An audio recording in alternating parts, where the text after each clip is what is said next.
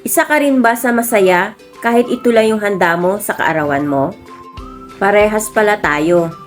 Kaya tara, luto tayo. Meron ako ditong 250 grams na baboy. Lulutuin lang natin to hanggang maging golden brown. At kung ganito na nga ito, pwede nating ilagay yung ating bawang. Then, yung ating sibuyas. Isasangkutsa lang natin ito, saka natin ilagay yung ating carrots. At lulutuin lang natin ito ng ilang minuto.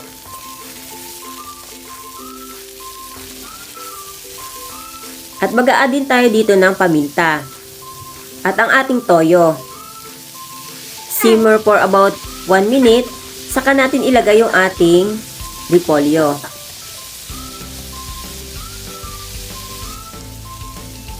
Lulutuin lang natin ito ng bahagya or half cook lang.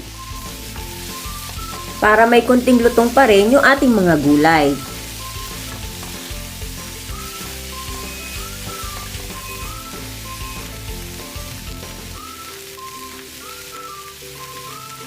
Pwede din tayo dito mag-add ng Baguio beans.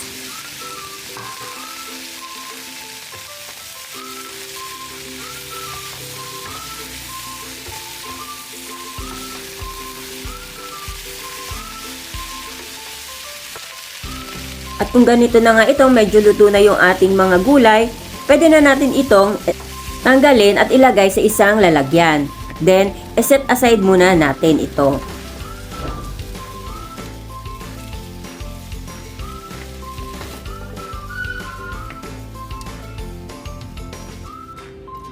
Ibuhos natin sa kawali yung ating tubig.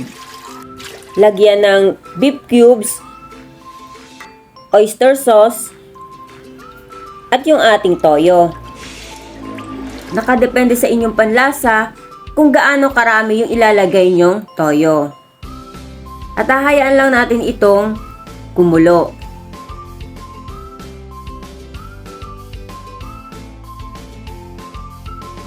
Tikman ito kung dapat pa bang magdagdag ng pampalasa.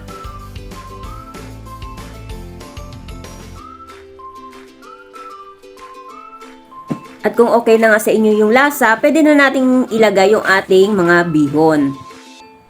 Yung sabaw na ating nilagay dito ay tamang-tama lang hanggang maluto yung ating bihon. Ihiwalay-hiwalay ito para mabilis maluto at pareho yung kanyang pagkakaluto.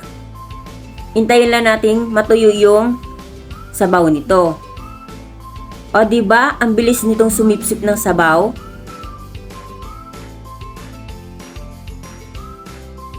Pwede na nating ilagay dito yung ating niluto kaninang mga gulay. Nagtira lang ako dito ng konti para pang toppings natin mamaya. Haluin lang ito ng maigi para mag-well combine yung kanyang mga gulay sa ating pansit. O ano pang iniintay natin mga mare? Habang mainit pa ito, kainin na natin. Kayo mga kamaglalaway, anong memories yung naaalala nyo pag kumakain ka nito? Sabi nga nila, ang pansit nga daw ay pampahaba ng buhay, kaya hindi ito nawawala sa ating mga kaarawan. Basta tandaan lang natin na kahit simple lang yung ating handa, magpasalamat pa rin tayo sa biyaya.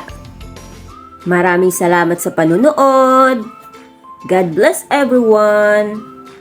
Happy cooking!